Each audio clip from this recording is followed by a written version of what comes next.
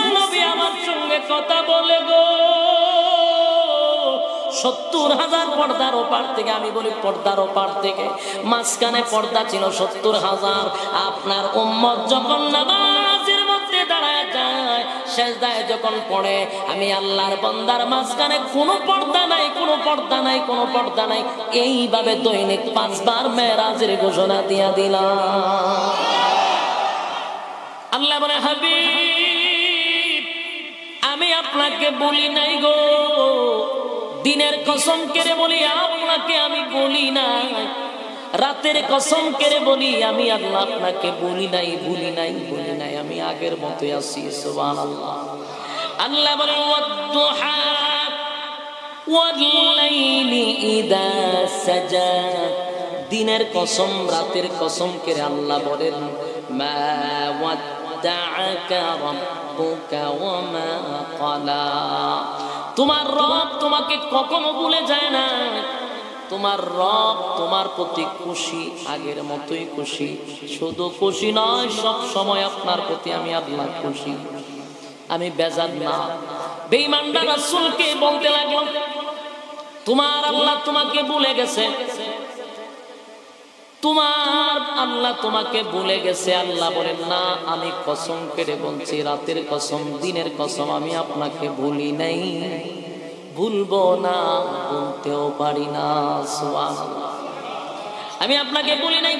মা ওয়াদ্দাআকা রাব্বুকা ওয়া মা ক্বালা, আপনার রব আপনাকে ভুলে নাই এবং আপনার প্রতি সন্তুষ্ট, কোনো বেজার না। সুবহানাল্লাহ।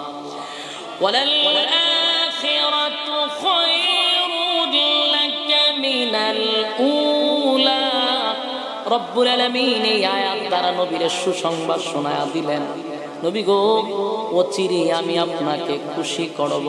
সুবহানাল্লাহ। ওয়ালাল আখিরাতু খায়রুন লাকা মিনাল উলা, রব্বুল আলামিন বলেন, আপনার বিপক্ষে যারা বক্তব্য দিচ্ছে আমি আপনাকে ভুলে গেছি, তাদের উদ্দেশ্যে আল্লাহ বলেন, ওয়ালাল আখিরাতু খায়রুন লাকা মিনাল উলা, নিঃসন্দেহে আপনার বর্তমান যুগে আপনাকে আমি আল্লাহ যা দিছি, এর থেকে বেশি নিয়ামত আমি আপনার জন্য আখিরাতে বরাদ্দ রাখছি। বলুন, দুনিয়ার নিয়ামত দিয়েই সন্তুষ্ট করবেন না, পরকালে এর চেয়ে বেশি দিবেন? কথা হয় না। দুনিয়া যা দিছেন এটাই শেষ, না পরকালে আরো বেশি দিবেন? ওয়ালাল আখিরাতু খায়রুন লাকা মিনাল উলা, বরং আপনাকে আমি এখন যা দিয়েছি পরবর্তীতে মানে পরকালের নিয়ামত এর থেকে বেশি দিব। দুনিয়াতে আপনাকে যা দিয়েছি এটা কিছুই না, পরকালে আপনার জন্য এর থেকে আরো বেশি বরাদ্দ রাখছি। সুবহানাল্লাহ। এটা শুধু আল্লাহর পয়গম্বরকে বলেই ক্ষান্ত না, কিয়ামত পর্যন্ত সবার উদ্দেশ্যে বক্তব্য।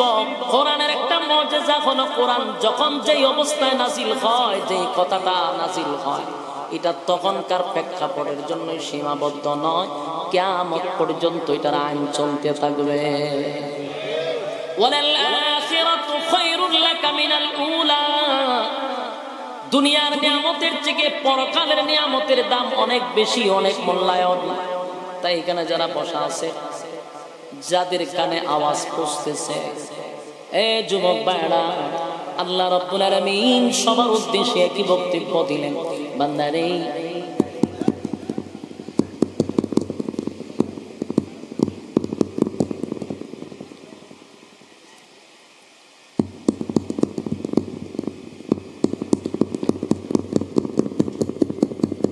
আখিরাতু খায়রুন লাকা মিনাল উলা, রব্বুল আলামিন বলেন, দুনিয়ার সব মানুষকে উদ্দেশ্য করে বলেন, যদিও বয়ানটা নবীকে করতেছিলেন, কিন্তু কিয়ামত পর্যন্ত সবাইকে করছেন। দুনিয়ার নিয়ামত শুধু নয়, আমরা দুনিয়ার নিয়ামত পাইয়া মনে করছি 10 তালা 20 তালা 30 তালা এক একজনের বিল্ডিং এর উচ্চতা। বাংলাদেশে তার বিল্ডিং এ সীমাবদ্ধ নয়, বেগম পাড়ায় গিয়া বিল্ডিং করে। দুনিয়ার নাজ নিয়ামত পাইয়া আমার দেশের সব সম্পত্তি লুট করে নিয়ে যায় আরেক দেশে শান্তির জন্য। আল্লাহ বলেন এটা সামান্য, এত সামান্য। রব্বে কারীম বলেন দুনিয়ার নিয়ামতের কোনো মূল্য আমি আল্লাহর কাছে নাই রে। একটা মাছির ডানার মূল্য যদি পৃথিবীর থাকতো তাহলে আমি একটা বেঈমানের বাচ্চারও আমি পানি পান করাইতাম না। দুনিয়ার সম্পদের কোনো মূল্য আল্লাহর কাছে নাই, জন্য বেঈমানরাও খাওয়ায়, আস্তিকরাও খাওয়ায়, নাস্তিকরাও খাওয়ায়। কেন খাওয়ায়? এটার কোনো মূল্য নাই। মরা গরু যখন মরে, এটারে যখন আপনারা দূরে নিয়ে আর রেখে আসেন, তখন এক সাইডে দিয়ে কুকুরেও খায়, শিয়ালেও খায়, শুকুনেও খায়। কথা কন্যা দিই মালিকে বাধা দেন, হ্যাঁ খাইস না খাইস না কয়নি, মালিকের কাছে আর 4 পয়সার মূল্য। কুত্তা খায় না বিলায় খায়, এটা দেখার বিষয় না। রব্বে কারীম বলেন দুনিয়ার নাজ নিয়ামতের কোনো মূল্য আমি আল্লাহর কাছে নাই গো। এই জন্য আস্তিকরাও খাওয়ায়, নাস্তিকরাও খাওয়ায়। আল্লাহ বলেন ওয়ালাল আখিরাতু খায়রুল লাকা মিনাল উলা। পরকালের নিয়ামতের, দুনিয়ার নিয়ামতের চেয়ে পরকালের নিয়ামতকে আল্লাহ রাব্বুল আলামিন বলছেন এর চেয়ে আরো দ্বিগুণ নয়, আরো বাড়ায়া দিব। সুবহানাল্লাহ। ওয়ালাসাউফা ইউতিকা রাব্বুকা ফাতারদা। নবীকে সুসংবাদ জানাইলেন শীঘ্রই আপনার রব আপনাকে খুশি করবে। বলুন কি করবেন? আল্লাহ নিজে বলতেছেন আমি আপনাকে খুশি করব। এই কথাগুলি ইয়াদ রাখবেন। আল্লাহ নিজেই বলেছেন হাবিব আমি আপনাকে খুশি করব। আল্লাহ যদি তার বান্দাকে বলেন আমি খুশি করব, ওয়ালাসাউফা ইউতিকা রাব্বুকা ফাতারদা, বন্ধু শীঘ্রই আপনাকে আমি খুশি করব। এ যুবক ভাই, এ হাবিব,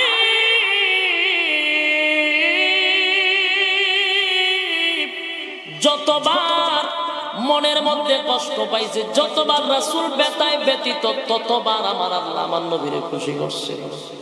সুবহানাল্লাহ। নবীর মনটা বড় কষ্ট, ব্যথায় ব্যতীত 15 দিন আল্লাহর পয়গম্বর চোখ দিয়া পানি জড়াইছে। মনটা বড় ভাঙা ছিল, মনটা বড় ভাঙা ছিল।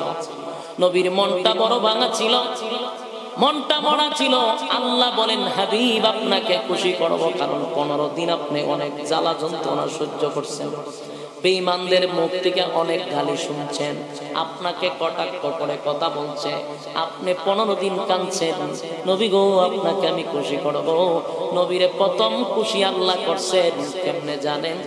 1 নাম্বার খুশি করলেন, নবী ইসলামের দাওয়াত দিত লুকাইয়া লুকাইয়া। প্রকাশ্যে নবী ইসলামের দাওয়াত দিতে পারতেন না। আল্লাহ রাব্বুল আলামিন নবীরে খুশি করলেন। পয়গম্বর একদিন 2টা হাত তুলে দোয়া করছে, মালিক আমি তোমার কাছে একটা জিনিস চাই। এই মক্কার সবচেয়ে পাওয়ারফুল 2টা ব্যক্তি, একটা হলো খাত্তাবের ছেলে উমর, আর একটা হিসামের ছেলে হলো আবু জাহেল। 2টা ব্যক্তির পাওয়ার বেশি, একটারে আমারে দিয়া দেন। সুবহানাল্লাহ। আল্লাহর নবী দরখাস্ত করছেন যে কোনো একটা আমার দেয়ার।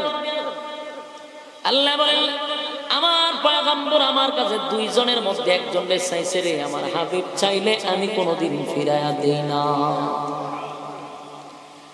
আল্লাহর পয়গম্বর সাহাবায়ে কেরামদেরকে লইয়া ওয়াজ নসিহত আমি যেইভাবে করতেছিলাম, নবীও সবাইদেরকে বইয়া নিয়ে যখন লুগাইয়া লুগাইয়া ইসলামের দাওয়াত দিতেছিল, হঠাৎ করে তাকায়া দেখে একজন সাহাবী উমর একটা লম্বা তলোয়ার নিয়ে সামনের দিকে আগাইতেছে।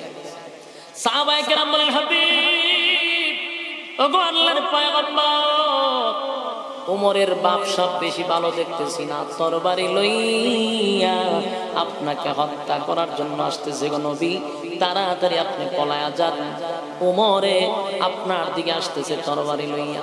আল্লাহর নবী বলেন সাহাবীরা রে তোরা রাস্তা সরায়া দে, আমি উমরের দিকে তাকায়া বসতেছি, আমার গতকালকের দোয়া কবুল।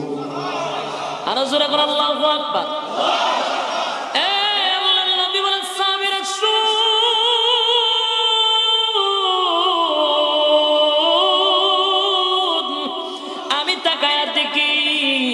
উমর গতকালকে আল্লাহ আমার দোয়া কবুল করছে, আবু জাহেলের জন্য কবুল করে নাই, উমরের জন্য করছে। উমর তরবারি নিয়ে আসে, সাহাবায়ে কেরাম ভয়ে ছিল, সবাই তরবারি নিয়ে কিন্তু রেডি ছিল। নবী বলছেন সাবধান তোমরা দূরে থাকো, উমরকে আসতে দাও।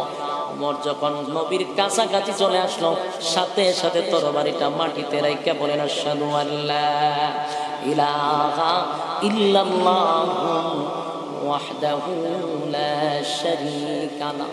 আল্লাহ নবী সামনে লা শারীকা লা বলে সাক্ষী দেওয়া শুরু করলেন, লা ইলাহা ইল্লাল্লাহ বলে সাক্ষী দেওয়া শুরু করলেন। আল্লাহর পয়গম্বরের সামনে যখন কালেমা পড়তে লাগলেন, সাহাবায়ে কেরামদের সবগুলা বড় হয়ে গেছে।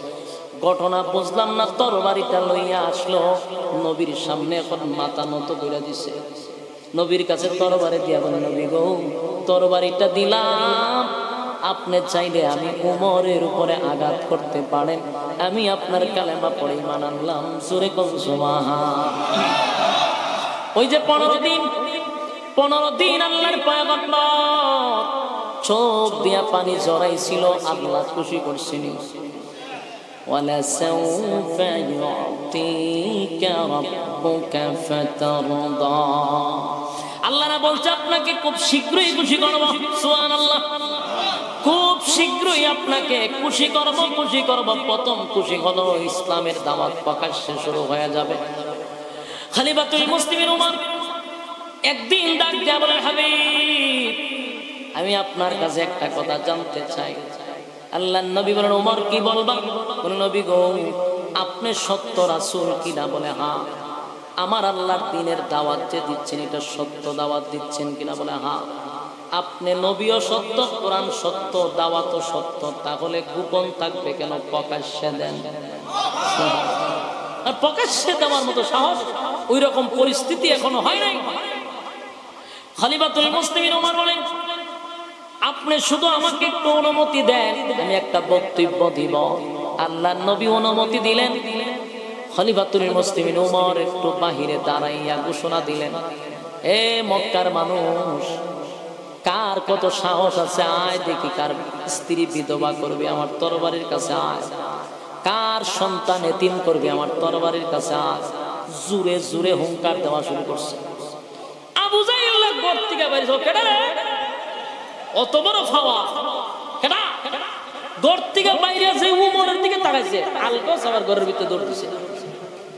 শিয়ালে যদি দিনের বেলায় কুত্তা দেখে, দেখবেন হেললে আবার ভিতরে ঢোকায় এভাবে খাইতে সেটা বুঝাইছে, আপনারা আমি দেখছি না।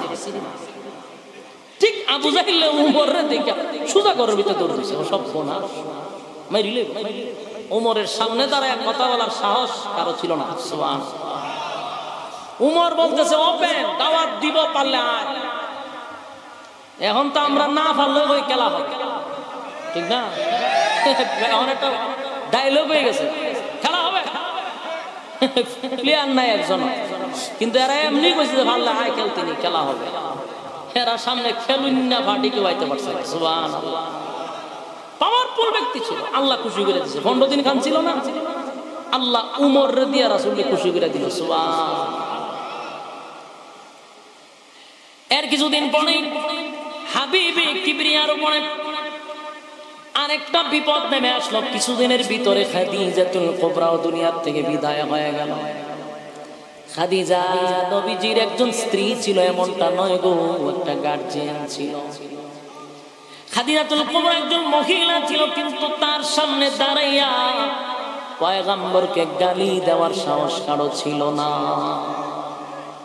খাদিজার সামনে দাঁড়াইয়া রাসূলের ব্যাপারে কথা বলার সাহস কারো ছিল না, যদিও মহিলা, কারণ পাওয়ারফুল মহিলা ছিল, সাধারণ মহিলা নয়, যারে আল্লাহ আরশ থেকে সালাম দিয়েছে। সুবহানাল্লাহ। আসেনি? থাকলে জুড়ে হইবে। আরশ থেকে একজন মহিলাকে সালাম দেয়, তিনি হলেন খাদিজাতুল কুবরা। সুবহানাল্লাহ। খাদিজাতুল কুবরা এমন একজন মহিলা ছিল, ওনার সামনে দাঁড়াইয়া পয়গম্বরকে কথা বলার সাহস মক্কা নগরীতে কারো ছিল না। খাদিজাতুল কুবরা যখন দুনিয়া থেকে বিদায় হয়ে গেল, এটা নবীর দুঃখের বিষয় ছিল। অত্যন্ত দুঃখ পেয়েছে, নবীর মন ভেঙে গেছে, কান্নায় ভেঙে পড়ছে খাদিজা। এর কিছুদিন পরে আবার চাচা মেরে গেছে, আবু তালেবও মারা গেছে। ইতিহাসের মধ্যে সবচেয়ে দুঃখের সময়টা ছিল রাসূলের এই সময়টা, যখন খাদিজাও মারা গেল, আবু তালেবও মারা গেল। আবু তালেব রাসূলকে লালন পালন করেছেন 50 বছর। এই আবু তালেবের সামনেও কেউ আঙ্গুল তুলে কথা বলার সাহস ছিল না। কথা বুঝতেছেন?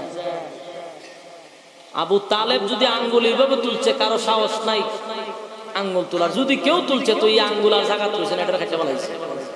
এত পাওয়ারফুল ব্যক্তি। রাসূলের একটা ছায়া ছিল। খাদিজাও নাই, আবু তালেবও নাই। সবচেয়ে কষ্টের সময়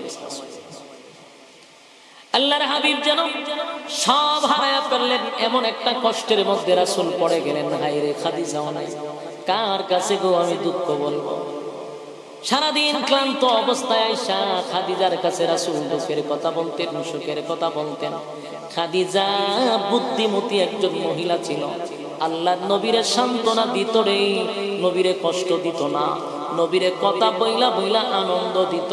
আজকে সেই সাথী দুনিয়ার থেকে বিদায় হয়ে গেছে, নবীর কান্নায় ভেঙে পড়ছে। আল্লাহর নবী এত ব্যথায় ব্যথিত হয়েছেন। চাচা আবু তালেব দুনিয়ার থেকে বিদায় হয়ে গেল, আবার নবীর মনটা ভাঙা, আবার নবীর চোখে পানি। কিন্তু আল্লাহ বলছেন ওয়ালা সাউফা ইউতিকা রাব্বুকা ফাতারদা, আমি আপনাকে খুশি করব, খুব শীঘ্রই খুশি করব। যখন নবী কান্নায় ভেঙে পড়লো, নবীর মনটা একেবারে ভেঙে গেছে। আল্লাহ জিবরাইল রে পাঠায় বলেন, জিবরাইল রে, আমার বন্ধুর মনটা বড় ভাঙা, নবীর মনটা বড় ভাঙা। নবী চোখ দিয়া পানি জড়ায়, আমার বন্ধুরে খুশি করতে হবে। এখন এইভাবে খুশি করলে হবে না, আমার বন্ধু আমার সঙ্গে কথা বললে বন্ধু খুশি হবে, একটু আড্ডা দিলে নবীর ভালো লাগবে। সুবহানাল্লাহ। আমার বন্ধুর সাথে যদি একটু আড্ডায় বসি, বন্ধুর সঙ্গে যদি একটু কথাবার্তা বলি, বন্ধুর মনটা ফ্রেশ হবে। তাই বন্ধুরে ইনভাইট করলাম আরশে আজিমে।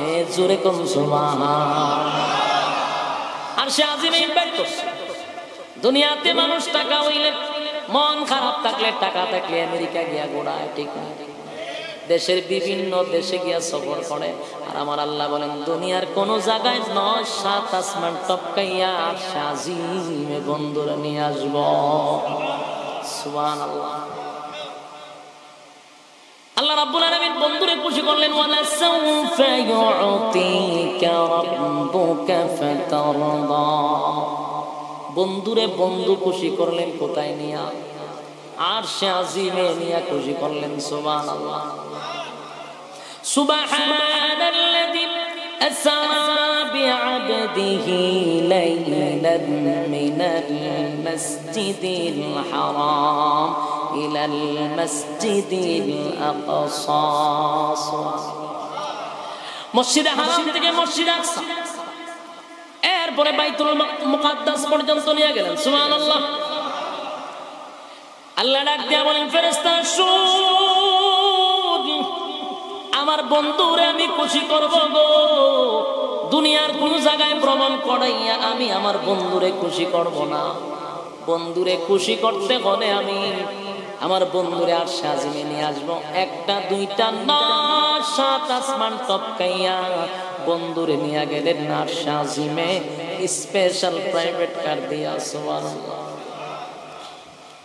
মসজিদে হারাম থেকে নিয়ে গেলেন মসজিদে আকসা, ওই বাইতুল মুকাদ্দাস। সেখানে নিয়ে যাওয়ার পরে সম্মান বাড়ায়া দিলেন, ইজ্জত বাড়ায়া দিলেন। পয়গম্বর গিয়া দেখে চতুর্দিকে খালি মসজিদের ভিতরে মানুষ আর মানুষ দেখা যায়। মসজিদ ফুল ভর্তি, মুসল্লি একবারে কাতার দিয়া ফুল ফিক একেবারে বুকিং মসজিদ। ঘটনা কি রে? এত মুসল্লি হঠাৎ করে আসলো কোথায়? তাও ইমামের জন্য সবাই অপেক্ষা করতেছে। ইমাম নাই, আর কারো সাহসও নাই যে ইমামের মুসল্লার দাঁড়াইতে একজন একজনের পয়সা। এ তো বিশাল জামাত, মাসটা তা আমার দিলে খাম দিলে, একজন একজন আমি লেখাম মনে মনে কার ডাক আছে কখন। বিশেষ করে আগের খাতারা যারা ছিল, পয়গম্বররা ছিল, চিন্তা করতেছে নিশ্চয়ই আমাদের যে কোনো একজনকে ইমামতির জন্য দাও। সবাই তো মনে মনে এত বড় জামা। হঠাৎ করে দেখেন সবাই সরতেছে মাঝখান দিয়ে রাস্তা। জিবরাইল ডাইরেক্ট রাসূলকে নিয়ে মেহরাবে ঢুকাই দিচ্ছে। নামাজ পড়া, সবাই তো অবাক হয়ে দাঁড়াইছিল। নামাজ পড়াইলেন 2 রাকাত। সালাম পিরানোর পরে জিবরাইল জিজ্ঞাসা, হুজুর আপনার পিছনে যে মুসল্লি আছে জানেননি কারা? না, আমি জানো কেন? প্রায় 2 থেকে 2.5 লক্ষ মতান্তরে ২৪,০০০ পয়গম্বর আপনার পিছনে নামাজ পড়ছে। সব নবী রাসূলগণ যতজন আল্লাহ দুনিয়াতে পাঠাইছিলেন সব নবী রাসূলগণকে মুসল্লি বানাইয়া আমার নবীর ইমাম বানাইয়া দিয়েছে। সেদিন থেকে নবীর উপাধি দিয়েছে ইমামুল মুরসালিন। সুবহানাল্লাহ। ইমামুল মুরসালিন বানাইয়া দিলেন সমস্ত নবী রাসূলগণের ইমাম। সুবহানাল্লাহ। ইজ্জত বাড়লো না কমলো? খুশি করছিনি? ওয়ালা সাউফা ইউতিকা রাব্বুকা ফাতারদা, আমি আপনাকে খুশি করব ওয়াদা দিছি। তা খুশি করছিনি? কথা বলেন না দি। এই যুবক ভাই, আল্লাহর হাবিব নামাজ শেষ করার পরও শেষ নয়, এখানে বক্তব্য দিছে। লম্বা ঘটনা, আমি তো মেরাজের ঘটনা চাইতেছি বোঝানোর জন্য। এখানে আবার ওয়াজ নসিহত হইছে, একজনের পর একজন ওয়াজ করছে। ওয়াজের শেষেও যিনি ওয়াজ করেন এলা প্রধান বক্তা হয়নি না? প্রধান বক্তা আগে করে, প্রধান বক্তা সবার লাস্টে, সবার শেষে রাসূল দিয়েছে বক্তব্য দেওয়ার। রাসূলের বক্তব্য শোনার পরে আদম থেকে নিয়ে ঈসা রূহুল্লাহ পর্যন্ত সবাই টাসকি খায়া চাইছে। যেই জন্যই উনাকে সমস্ত নবী রাসূলগণের নবী বানাইছেন। এমনে না, তার কথার স্টাইল, সাহিত্যিক বাচন ভঙ্গি, তার তত্ত্ববহল আলোচনা, গুছালো কথা দেখে সমস্ত নবী রাসূলগণ বুঝতে পারছে উনাকে সমস্ত নবীকুলের সম্রাট কেন বানাইলেন। এমনে বানান নাই, সবাইও বক্তব্য দিছে, আমার রাসূলও বক্তব্য দিছে। দেওয়ার পরে তারাই বুঝতে পারছে যে সর্বনাশ। এই জন্যই উনি সমস্ত নবীকুলের সম্রাট, যিনি দুনিয়া এবং পরকাল দুনু জাহানের বাদশা। এমনে এমনে বানান নাই, যোগ্যতা সম্পন্ন। আল্লাহ ওনাকে এই জন্যই এত মর্যাদা দান করছে। সবাই তো বক্তব্য দিছে, লাস্টে একটা ফিনিশিং মসজিদ বাড়ির যাবে সময় কয় না, আরো 5 জন বক্তব্য দিছে। লাস্টের বক্তব্যটা, এই সব বক্তব্য মুসল্লিরা একটা আলোচনা করে বাড়ির যাইতে যাইতে আজের রেখে হইতো একজন একজন এই আলোচনা করে, বাস্তব না বাস্তব, এর একটা অ্যানালাইজ করে যে বক্তব্যটা কেমন হয়। ঠিক সমস্ত নবী রাসূলগণ খানাগুসা করতে লাগলো। ভাষা দেখছে, কথার ভঙ্গিমা দেখছে, কি তত্ত্ববহল আলোচনা করতেছে। আল্লাহ কই কেন আপনার সম্মান দিলাম, সুবহানাল্লাহ, খুশি করে দিলাম আপনাকে। যতবার বেজার হয় আল্লাহ ততবার খুশি করে। সুবহানাল্লাহ। কয়েকটা বাহন দিয়ে আল্লাহ ওনাকে উঠাইছে, একটা প্রাইভেট কার। প্রধানমন্ত্রীর কাছে যদি কেউ আসে এক গাড়িতে লয়ে যায়, একটাতে একটা নামায়, আস্তে আস্তে বাড়তে বাড়তে BMW থেকে যা আছে সব একটার পর একটা উঠায়, ঠিক না? বিমান থেকে প্রথম লামায়, এরপর আরো কত গাড়ি আছে। আল্লাহ একটা দিয়া উঠায়, বহু ধরনের যানবাহন দিয়া আর শাহজিমে নিয়ে গেছে, বন্ধুরে বন্ধু পর্যন্ত নিয়ে গেছে। সাত আসমান টপকাইয়া সিদরাতুল মুনতাহা পর্যন্ত নবীরে টপকাইছে রে। 7টা আসমান, একটা আসমান থেকে আরেকটা আসমানের দূরত্ব কতটুকু কেমনে কই? শুধু একটা আসমানের দূরত্ব বলার দরকার নাই, একটা আসমান যে কত মোটা, এই মোটাটা হইল 500 বছরের রাস্তা। 500 বছরের রাস্তা, এটা হাইটটা একটা রাস্তা। বিদ্যুৎ গতির চেয়েও বেশি যদি আপনি যান, এরপরও 500 বছর লাগবে আপনার এটা খালি মুড়া শেষ করতে। মুড়া শেষ হয়ে আপনি উপরে উঠতে, এখান থেকে আবার আরেক আসমানে যায়, তার 500 বছরের রাস্তা। 7 আসমান টপকাইয়া আর শাহজিমে নিয়া বন্ধুরে বন্ধুর পাশে বসাইয়া বন্ধুরে বন্ধু খুশি কইরা দিছে। সুবহানাল্লাহ। আল্লাহ নবীর দিকে তাকায় বলেন, হাবিব, আপনার মন ভালো করার জন্য আমি আপনাকে 7টা আসমান টপকাইছি গো নবী। আদম থেকে লইয়া ঈসা রূহুল্লাহ পর্যন্ত কত নবী রাসূল আমার জন্য তারা কত কষ্ট না করলো। কাউরে আমি কোনোদিন দুনিয়া থেকে ইনভাইট করে 7 আসমানে উঠাই নাই। নবী গো, আপনার 7 আসমানে উঠাইছি, বন্ধু আপনার পায়ে কিন্তু জুতাটাও রাখছি। সুবহানাল্লাহ। মুসা আলাইহিস সালাতু ওয়াস সালাম তুর পাহাড়ে জুতা নিয়ে উঠতে পারে না। আল্লাহ বলছেন, পবিত্র জায়গা জুতা রাইখা উঠো। আর আমার নবী যখন আসে জিবরাইল রে আমার বন্ধুর জুতা যেন খুলে না, বন্ধুর জুতা নিয়ে যেন আরশে আজিমে আসে, বন্ধুর জুতার ধুলায় আরশে আজিম ধন্য হয়ে যাবে। এই হলো আমার নবীর সম্মান। বুঝুননি কথা? সম্মান খালি রবিউল মাস আইলো না 12 মাস থাকতেই আমরা প্রেম যাই কেউটা রবিউল আওয়াল এরপরে যে প্রেম প্রীতি হয়ে যায় এটা তো ভাই পাওয়া যায়। নবীর ভালোবাসা থাকতে হবে 12 মাস। 6 মাস 12 মাস কিছুদিনের জন্য আজকাল আলাদা উঠলাম আবার নাই। এই ভালোবাসার কোনো মূল্য আসেনি। তাহলে নবীর পায়খানা প্রস্রাব নিয়ে আলোচনা করলো। আল্লাহ বলেন আমি আমার বান্দাদের আমল নামায় নফল ইবাদত বন্দেগীর সওয়াব দেয়া দেই রে। এই নবীর সম্মান কত আলোচনা করবেন, সারা রাত বললো নবীর আলোচনা করলে শেষ হবে না। আমার পয়গম্বরকে তো ইজ্জত আর এত সম্মান আল্লাহ দিলেন, 7 আসমানে উঠাইছেন জুতা মুবারক সহ। আল্লাহ বলেন আরশে আজিম জুতা নিয়ে আসেন নবী, আপনার জুতার দোলায় আরশে আজিমটা ধন্য হয়ে যাবে। এরপরে দেখেন আরশে আজিমে যাওয়ার পরে হাবিব শুধু গল্প করলে চলবে না, শুন আপনাকে জান্নাত আর জাহান্নামটা দেখায়। জান্নাত ভ্রমণ করে দেখাইলেন, জাহান্নামও দেখাইছে। জান্নাত জাহান্নাম ভ্রমণ করাইলেন, গল্প করলেন। বিদায়ের সময় আল্লাহ বলেন বন্ধু গো খুশি না বেজার? সুবহানাল্লাহ। মেজে জিগা না ভাই আমার ভাই তাইলে খুশি হয়ে গেলেন না বেজার হয়ে গেলেন? তখন না মাশাআল্লাহ অনেক খুশি ভাই, আপনি যে আপ্যায়ন করছেন ভুলার মতো না, সারা জীবন স্মরণ থাকবো যেই খাওয়ানি খাওয়াইছে। তার মানে কি যাওয়ার সময় বেজার হয়ে যায় না খুশি হয়ে যায়? খুশি হয়ে যায় যদি আপনি আপ্যায়ন ভালো করে করতে পারেন। বাস্তব না বাস্তব? আল্লাহ নবীর জিগায় আপনি খুশি নি, আল্লাহ রাসূল তো তখন বলতে পারতেন যে আমি খুশি, ঠিক না? আল্লাহ রাসূল বলেন আল্লাহ আপনি আমার জিগাইতেছেন আমি খুশি না বেজার? আমি সব দিকে খুশি হইতে পারছি। সুবহানাল্লাহ আসেনি? সব দিকে খুশি। আল্লাহ কয় সর্বনাশ, আমি আপনারে আনলাম, জান্নাত দেখাইলাম, জাহান্নাম দেখাইলাম, নাজ নিয়ামত ঘুরায় দেখাইলাম, সব কিছু দেখাইছি, আপনার সাথে গল্প করছি, বেজার হইতেন কেন? আগে নবীজি আমার বাড়িতে আইসা আপনি বেজার হবেন, আমি আল্লাহ বরদাস্ত করব না। আমার বন্ধু যতক্ষণ খুশি না হবে গো আমি আল্লাহ আমার বন্ধুরে ছাড়বো না। বন্ধু বলুন না আপনার ভিতরে ব্যথাটা কিসের? কেন গো আপনি খুশি হইতে পারলেন না? আল্লাহ নবী বলেন মালিক রে 7 আসমানের টপকায় আসছি,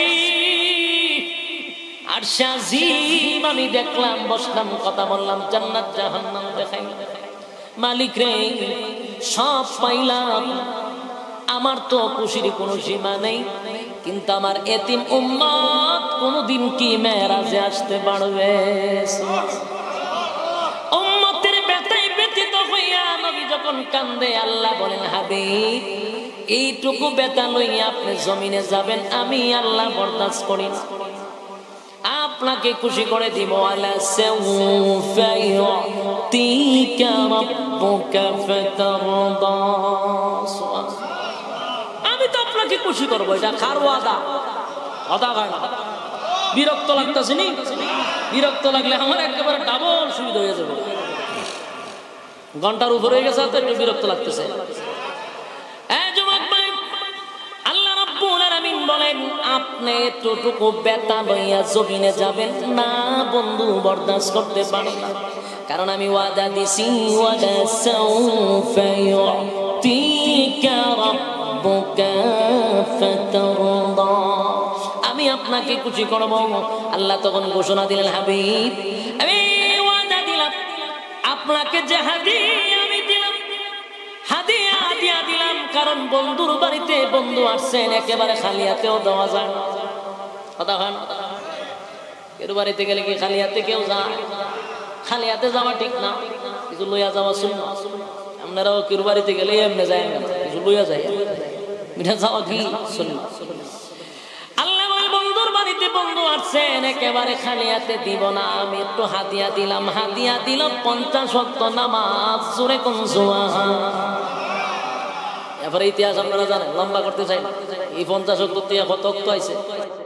5 ওয়াক্ত। ইতিহাস জানেন, 5 ওয়াক্ত নামাজ হইয়া যখন নবী যখন চলে আসবে, আল্লাহ কয় দাঁড়া, বেজার হইয়া যায় না হাবিব, আপনার মনে কষ্ট থাকলে আমি আল্লাহ বরদাস্ত করব না। ওয়ালা সাউফা ইউতিকা রাব্বুকা ফাতারদা, আমি ওয়াদা দিছি আপনাকে খুশি করব হাবিব, বেজার হইয়েন না, আপনি বেজার হইয়েন না।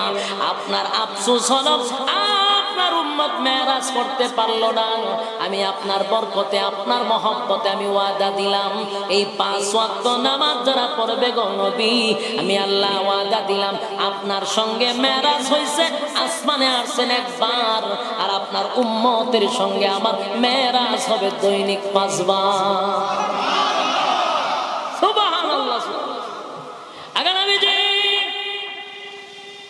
মুসা আলাইহিস সালাতু ওয়াস সালাম আমার সঙ্গে কথা বলছে, তোর বাহারে তার সঙ্গে আমার কথোপকথন হতো, কথা হইতো আল্লাহ আর মুসার মধ্যে।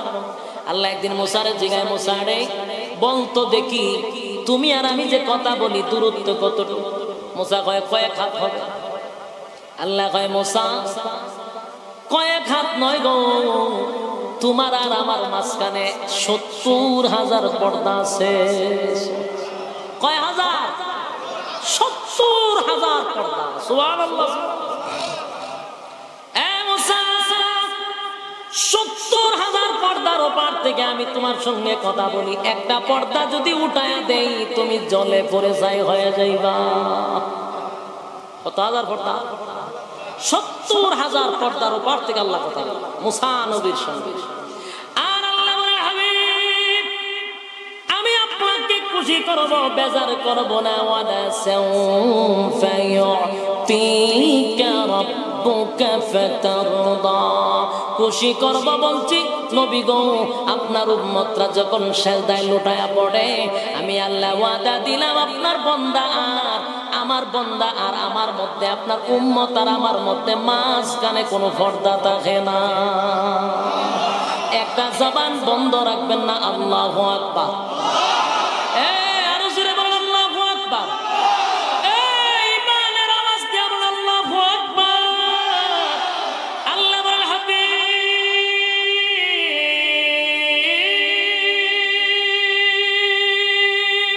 মুসা নবী আমার সঙ্গে কথা বলে গো,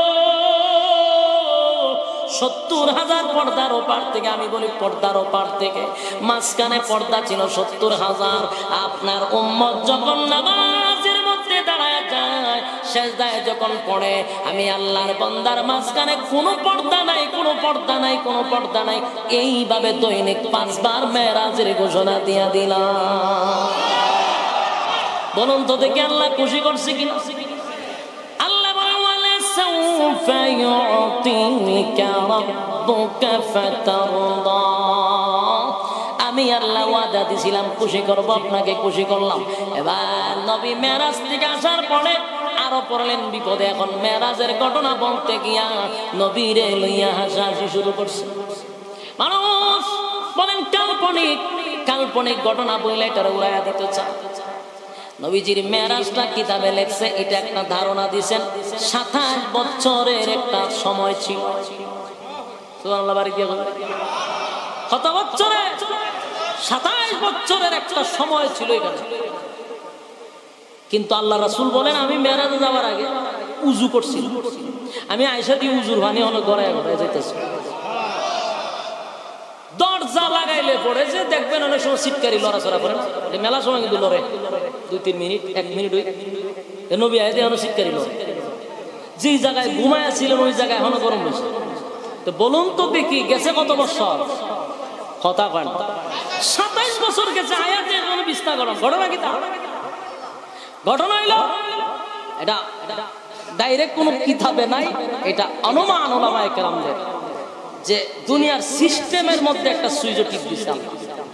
সিস্টেমের মধ্যে টিপ দিল কিভাবে? যেমন আমি আপনাদেরকে বোঝাই, আমি হাত এইভাবে তুলছি, হাত এইভাবে লামাবো, ঠিক না?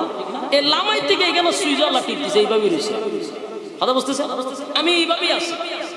পানি কেউ পান করতেছে, এক ডুব ভিতরে গেছে আর এক ডুব মুখে আছে, এইভাবে 27 বছর খারাপ হয়েছে। আজিনে সুবহানাল্লাহ। গাছের পাতায় এইভাবে গেছিল বাতাসে, আরেকবার উঠবে সুযোগ নাই, এইভাবে স্টপ হয়েছে, সব জায়গা দাঁড়ানো। এইভাবে 27 বছর আল্লাহ ঘুরাইছে। নবীরে ফাটানোর পরে আবার সূর্য টিপ দিছে, সবাই যার যার। ওই যে এক ডুব পানি ভিতরে গেছিল, 27 বছর পরে আরেক ডুব পানির ভিতরে গেছে। বলতেই পারে চাইলে আল্লাহ পারেনি, কিন্তু বেঈমানদের মাথায় তো ধরবে না। বলুন এই গল্পটা যদি কোনো নাস্তিকের সামনে করি, আমার 14 গোষ্ঠী উদ্ধার করতে না, কাল্পনিক গল্প হইব না। এদের জবাব আপনি কিভাবে দিবেন? এদের জবাব দেওয়ার জন্য একটা এক্সাম্পল দিই, বিরক্ত হইতে যায়। এক্সাম্পল, 2 ব্যক্তি এক জায়গায় ঘুমাইছে। যে ঘুমাইছে হ্যাঁ নাস্তিক, যে জাগ্রত হইছে এ আস্তিক। কথা বুঝতেছেন? দুনো বন্ধু, দুজন আড্ডা মারতে মারতে একজন ঘুমাইছে, এ ঘুমাইছে রয়েছে। ঘুমের মধ্যে হঠাৎ দেহে হাসে, আবার হঠাৎ করে কান। যে জাগ্রত হে ঢেলা দিয়ে, হ্যাঁ একবার হাসস একবার কান্দ, তোর কি ভূতে ধরছিলি? এখন তুই আমার ঘুম ভাঙাইলি কেন? আমার ঘুম ভাঙাইলি কেন বেটা? বলে কিনলে, বলে আমি স্বপ্নে দেখছিলাম একটা হরিণ ধরছিলাম, আরে দৌড়া লাগছিল, এর মধ্যে বাঘে এত ফামাচ্ছে, এই বাঘের ভয়ে আমি খান্না শুরু করছি। কথা বুঝতেছে? বাস্তবে না স্বপ্নে? স্বপ্নে এরকম আপনারা দেখেননি? দেখি আমরাও দেখি, ছোটবেলায় অনেক স্বপ্ন দেখছি সাপে দৌড়ায়, ঠিক নেই? অনেক সময় গুরু হয়ে দৌড়ায়, এরকম স্বপ্ন মানুষ দেখে। এই বেচারা ঘুমের মধ্যে দেখতেছে একটা হরিণ ধরছে, কিন্তু বাঘে এত ফামাচ্ছে, বাঘের বয়সে কাঁদতেছে। তুলে একবার হাসলো, একবার। সে যখন বলতেছিল আস্তিকের কাছে, সে একটা চটকনা দিয়ে বলছে। চটকনা মারলি কেন? বলে বেটা বাটপারি ঘোরার জায়গা বসা, আমি তোর কাছে বইয়া রইলাম, হরিণও দেখলাম না বাঘও দেখলাম, তুই গাঞ্জা ঘুরি কথা বই কস। বলুন হেরত তো যুক্তি আছে, তুই কস তুই হরিণ দোষ, তুই কস তোরে বাঘে দৌড়াইছে। হ্যাঁ বেটা তোর কাছে বসা, না দেখলাম বাঘ না দেখলাম হরিণ, সাবা মানুষ কার কাছে? কাহারে তোরা কেমনে বুঝা? আমার বুঝাইলে তার মানে হলো ঘুমন্ত মানুষ যা দেখে জাগ্রত মানুষ তা বলতে পারে না। ঘুমন্ত মানুষ আপনার কাছেই ঘুমাইয়া হ্যাঁ আমেরিকা গেছে, কথা ঠিক নেই? আমেরিকা গিয়ে সে ডান্স তো পাগল, ডান্স দিতেছে, নাচে, কিন্তু হ্যাঁ যে নাচটা যে ঘুমের মধ্যে কিন্তু দিতেই তা করে। হ্যাঁ বেটা তো হে কমল নাড়ায়, ঘটনা কি তোর কমল নাড়ায়? এরা জাগ্রত হলে কই বেটা আমি একটা ডান্সে গেছি, একটা পার্টিতে আসলাম, আমি বোতল লয়ে খালি নাচতেছিলাম, এই সময় তুই ঘুম ভাঙাই দিছিস। বলুন হ্যাঁ তো ঠিকই স্বপ্নে দেখছে আমেরিকায় গিয়া মদের বোতল লয়ে নাচতেছে, কিন্তু জাগ্রত মানুষ কয় আমি দেখলাম তোর কমল নাচাস। বাস্তব না বাস্তব? তাহলে এটা বুঝবেন, ঘুমন্ত মানুষ যা দেখে জাগ্রত মানুষ তা দেখতে পায়। কিন্তু ঘুমন্ত মানুষ যে স্বপ্ন দেখছে বাস্তব কিনা? সে তো স্বপ্ন দেখছে, কিন্তু যে জাগ্রত সে কি বলতে পারবে? আপনি ঘুমাইছেন আমার কাছে, আমি কইতে পারলাম না কি তা দেখছে। ঠিক মৃত মানুষের সাথে যা হয় জীবিত মানুষ তা বলতে পারে না, কথা কয় না? আপনার ঘরের সামনে তার কবর, আপনি বসে রয়েছেন কবরের পাশে, তার কবরে আগুন জ্বলতেছে, আপনি দেখতেছেন না, কিন্তু আগুন জ্বলতেছে আপনি দেখতেছেন না কেন? আপনি তো জাগ্রত, আপনি তো জীবিত। কারণ জীবিত মানুষ মৃত মানুষের সাথে কি হয় এটা দেখতে পায় না। যেমন স্বপ্নে হরিণ দৌড়ায়, কিন্তু হে কয় আমি তো দেখলাম তুই ঘুমাইছিস, কথা কোন ঠিক? তাহলে মেরাজের রজনীতে 27 বছর রাসূলের এক ভ্রমণে চলে গেছে, আল্লাহ দুনিয়ার সিস্টেমকে বন্ধ করে দিয়েছে। এই যে আমি এইভাবে দিছি মনে করেন এর ভিতরে 27 বছর গেছে, কিন্তু আমি মনে করছি তো যেভাবে চলতেছি। বাস্তব না বাস্তব? এই জন্য ওই যে গরম যে বিছানা ছিল ওইটা স্টপ হয়ে রয়েছে, জায়গা 27 বছর। গোটা পৃথিবীর সব সিস্টেম আল্লাহ বন্ধ করে নবীরে সব দেখায় আইনা আবার দিছে। এখন তো টিটকারি মস্কারি শুরু হয়েছে। এতদিন ভাবতাম কিছু পাগল হয়েছে, এখন পুরা পাগল। এতদিন তো মোহাম্মদের কথা কিছুই লাগছে জানে, এখন তো পুরাটাই গেছে। রাত্রের ভিত্তে বলে 7 আসমানও গেছে, বাইতুল মুকাদ্দাস গেছে, ওখানে নামাজ পড়াইছে, বক্তব্য দিছে, আবার 7 আসমান টপকায় গেছে, জান্নাত দেখছে, জাহান্নাম দেখছে, সব কিছু কইরা আবারই কয়েক মিনিটের ভিতরে আইসা পড়ছে, গেছে পুরা গেছে। কইয়া এই আবু জাহিল আবু বকর এখানে উপস্থিত ছিল না, খলিফাতুল মুসলিমিন হযরত আবু বকর উনি এখানে উপস্থিত ছিলেন না। খবর গিয়া হয় কইও ঘটনা তো ঘটছে। বলে কি ঘটনা হইলো, এক ব্যক্তি কইতেছে দিনের কিছু অংশের ভিতরে সে বাইতুল মুকাদ্দাস গিয়া বক্তব্য দিয়া 7 আসমান টপকাইয়া ঘুইরা টুইরা সবকিছু দিয়া আবার কয়েক মিনিটের ভিতরে আয়েশা বসে। এটা কি তোমার বিশ্বাস হয়? ঘটনাটা ঘটছে কার দ্বারা? তোমার নবী মুহাম্মদের দ্বারা। কত হইলে এটা 100% সত্য। সেদিন থেকে আবু বকরের নামের শেষে লাগানো হয় সিদ্দিক রাদিয়াল্লাহু তাআলা। সুবহানাল্লাহ। উনি কোন যুক্তি লজিক কোনো কিছু দিকে তাকায় নাই, বলছেন আমার রাসূল বলছে তো এটা চির সত্য। সুবহানাল্লাহ। এখন মেরাজ থেকে আসার পরেও টিটকারি মস্কারি শুরু হয়েছে। আবার নবীর দুঃখ আছে না নাই? আবার কষ্ট। আল্লাহর হাবিবকে নিয়ে টিটকারি মস্কারি শুরু করলো। আবু জাহিল কয় মুহাম্মদ রে, এমন আজগবি কথা মানুষের কাছে বইল না, ইজ্জত যায় যায়। তুমি আমাদের বাতিজা। আবু লাহাব বলে বাতিজা হইয়া ইজ্জত সম্মান সব শেষ করলা। রাতের অন্ধকারে কিছু সময়ের জন্য তুমি বাইতুল মুকাদ্দাস গেলা, 7 আসমান 7 জমিন ঘুরে বললা, হইল না। টিটকারি মস্কারি শুরু করলাম। হাবিব এমন ভাবে মানুষগুলা নবীর পিছনে লেগে গেল। মানুষ হাসি তামসা শুরু করলো, একের পর এক নির্যাতন শুরু করলো। নির্যাতনের কারণে নবীর ব্যথায় ব্যতীত হইয়া আবারও কাঁদে। আল্লাহ বলেন হাবিব আমি আপনাকে ওয়াদা দিছি, আপনাকে আমি খুশি করব, খুশি করব। ওয়ালা সাউফা ইউতিকা রাব্বুকা ফাতারদা। সেদিন আল্লাহ বলেন আমি আপনাকে খুশি করব। আল্লাহর পয়গম্বর নির্যাতন এক পর্যায়ে নির্যাতিত হইতে হইতে 13টা বছর নির্যাতনের পর আল্লাহ ঘোষণা দিলেন হাবিব আর মক্কায় নয় গো, মদিনায় চলে যান। মদিনায় যাওয়ার পরে মদিনার মানুষ নবীরে পাইয়া খুশি না নাই? খুশি আসেনি? আল্লাহর হাবিবকে পাইয়া এত খুশি, এত খুশি। মানুষ নবীর জন্য খাবার নিয়ে দাঁড়ায় আছে। কে কোনটা নবীরে খাওয়াবে? ছোট ছোট বাচ্চারা পর্যন্ত নবীর জন্য পাগল। কার ঘরে নিয়ে কে ঢুকাইব? এই দৃশ্য দেখে নবীর মুখে মুস্কি হাসি আসছে। আল্লাহ কয় আমি ওয়াদা দিছি আপনারে খুশি করে দিব। যেখানেই নবী ব্যতীত হয় সেখানেই আল্লাহ খুশি করে দেয়। সুবহানাল্লাহ।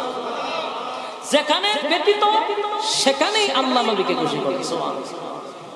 চতুর্দিক দিয়ে নবী খুশি করতেছে। খুশি আর যত জায়গায় রাসূল ব্যতীত ঠিক তত জায়গায় আল্লাহ খুশি করে। সুবহানাল্লাহ। আল্লাহ রাব্বুল আলামিন বলেন ওয়ালা সাউফা ইউতিকা রাব্বুকা ফাতারদা। আমি আল্লাহ আপনাকে খুশি করব। সুবহানাল্লাহ। এরপর আল্লাহ বলেন আমি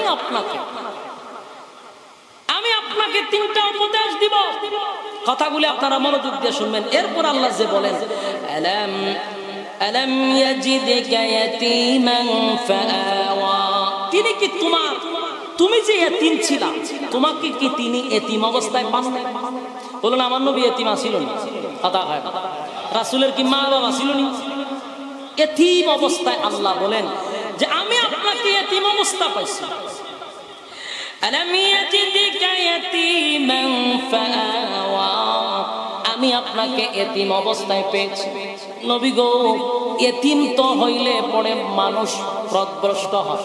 যাদের মা বাপ থাকে না অধিকাংশ দেখবেন লেখাপড়া নাই, বাউন্ডার মতো ঘুরে, কেউ খোঁজ খবর নেয় না, হয় টুকায় হয় আর নাহলে হিরুঞ্চি হয়। বাস্তব না বাস্তব? সবাই না, কিছু কিছু ফ্যামিলি মা বাপ না থাকলে কেউ দায়িত্ব না নিলে এটা কি ভালো হয়নি? কথা হয়। আল্লাহ আপনাকে তো আমি এতিম অবস্থায় পাইছি, তা আমি আল্লাহ কি আপনার সাথে তখন ছিলাম না? আমি তো আপনাকে পথ কষ্ট করতে দেয় নাই, আপনাকে আমি সোজা রাস্তা দেখাই দিয়েছি। সুবহানাল্লাহ। এরপর আল্লাহ বলেন ওয়াজাদাকা দাল্লান ফাহাদা। আমি আপনাকে পথ হারা অবস্থায় পেয়েছিলাম। এটা বলতে আল্লাহ এর কথা বুঝছেন? ফেসলা কেন? পথ হারা অবস্থায় মানে নবীর গুমরা অবস্থায় পেয়েছেন এমনটা নাউজুবিল্লাহ, এটা না। বলতে আপনি তো পথ তালাশ করতেছিলেন, আপনি পথ তালাশ করতেছিলেন কিন্তু আপনি পান নাই, আমি আল্লাহ আপনাকে পথ দেখাই দিয়েছি। রাসূল কিন্তু ছোটবেলা থেকে একটা ধ্যানে থাকে, রবকে তালাশ করে উনি যখন কোনো কিছু বুঝতে চাচ্ছিলেন আল্লাহ ওনাকে রাস্তা দেখাই দিলেন যে এটাই রাস্তা। সুবহানাল্লাহ। এটাই আল্লাহ বুঝাইতে চাইছেন যে আমি কি আপনাকে পথ হারা অবস্থায় পাইনি, আমি তো আপনার সোজা রাস্তা দেখাই দিয়েছি। সুবহানাল্লাহ। ওয়াজাদাকা দাল্লান ফাহাদা।